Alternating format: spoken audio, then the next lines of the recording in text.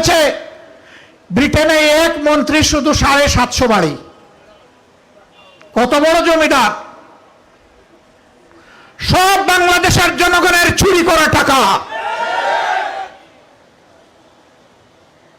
বেলজিয়ামে গিয়ে দেখলাম এক মন্ত্রীর 900 দোকান আছে। আমি তো শুনেই আমার মানে বেহুশ হয়ে যাওয়ার উপক্রম। আমি বললাম যে ওই মার্কেটটায় আমাকে নিয়ে যাও। বললো এক মার্কেটে না, অনেকগুলা মার্কেটে। এরা কোথাকার জমিদার? এরা জনগণের টাকা চুরি করে ওখানে নিয়ে দোকান কিনেছে। জুলাই স্লোগান ছিল উই ওয়ান্ট জাস্টিস। আমরা বৈষম্য চাই না, আমরা ন্যায় বিচার চাই। ন্যায় বিচারের জন্য বিচার বিভাগটা স্বাধীন হবে। এই সরকার হওয়ার আগে, নির্বাচন হওয়ার আগে সবাই চিৎকার দিলাম, বর্তমান সরকারি দল বলল, আমরা বললাম। এখন নির্বাচন হয়েছে, এখন আর সরকারি দল স্বাধীন বিচার বিভাগ চায় না, স্বাধীন দুর্নীতি দমন কমিশন চায় না, স্বাধীন মানবাধিকার কমিশন চায় না, শক্তিশালী গুম কমিশন চায় না, স্বাধীন নির্বাচন কমিশন চায় না।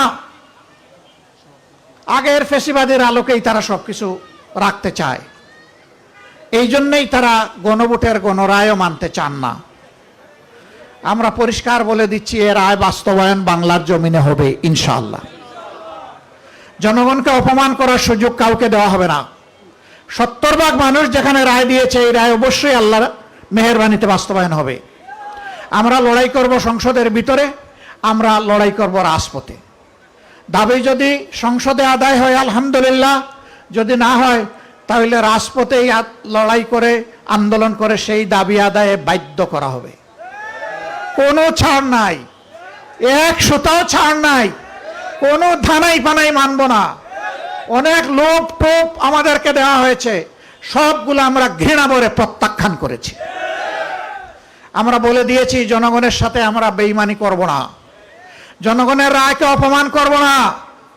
আজ যদি গণভোটের রায় ব্যর্থ হয়, জনগণ নির্বাচনী এবং গণতান্ত্রিক প্রতিষ্ঠানের উপর আস্থা হারাবে, জনগণ ধিক্কার দেবে।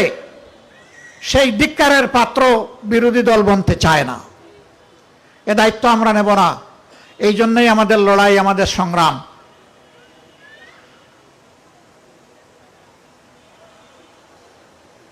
এখন অনেকেই বিভিন্ন ধরনের কথা বলেন স্বৈরশাসকের ভাষায়, তাদের চেলা চামুন্ডরা কথা বলে, বট বাহিনীরা মানুষের ইজ্জত নিয়ে খেলা করে। আবার সেই ফেসিবাদ। বিশ্ববিদ্যালয়গুলোতে আর গণরুম হবে না বন্ধুগণ, এই সুযোগ আর দেওয়া হবে না। গণরুম গেস্ট রুমের খবর হয়ে গেছে 24-এ, এটা আর ফিরে আসবে না।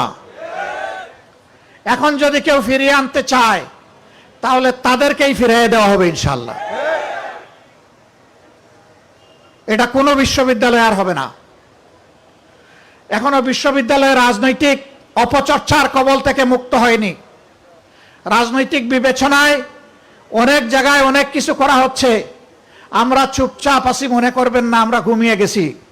সমুদ্রে যখন নিম্নচাপ তৈরি হয় তখন তার অনিবার্য ফসল হচ্ছে পরবর্তী একটা ঘূর্ণিঝড়।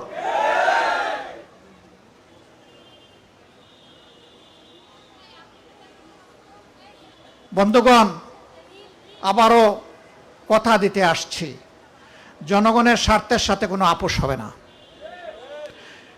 কোনো অপশক্তির কাছে মাথাও নত করা হবে না। এটা দেশীয়, আঞ্চলিক, আন্তর্জাতিক যাই হোক,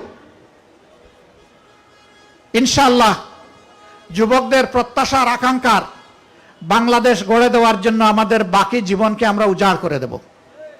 আবার যুবক হয়ে লড়াইও করব যুবকদের সাথে ইনশাআল্লাহ। যুবকদের হাত ধরে, যুবকদের সাথে থেকে, যুবকদের সম্মুখভাগে থেকে মুক্তির আন্দোলন চলবে ইনশাআল্লাহ। এই আন্দোলন কেউ বন্ধ করতে পারবে না। আজকে এই ওয়াদা, এই অঙ্গীকার আরেকবার করে গেলাম প্রাচ্যের অক্সফোর্ড খ্যাত ঢাকা বিশ্ববিদ্যালয়ের বুকে দাঁড়িয়ে। আল্লাহ তাআলা এই ওয়াদা পালনের তৌফিক আমাদেরকে দান করুন। এই আয়োজনের জন্য আবারও মোবারকবাদ জানিয়ে আমার বক্তব্য এখানেই শেষ করছি। আল্লাহ হাফিজ। বাংলাদেশ জিন্দাবাদ। ফেসিবাদ নিপাত যাক। আসসালামু আলাইকুম ওয়া রাহমাতুল্লাহ।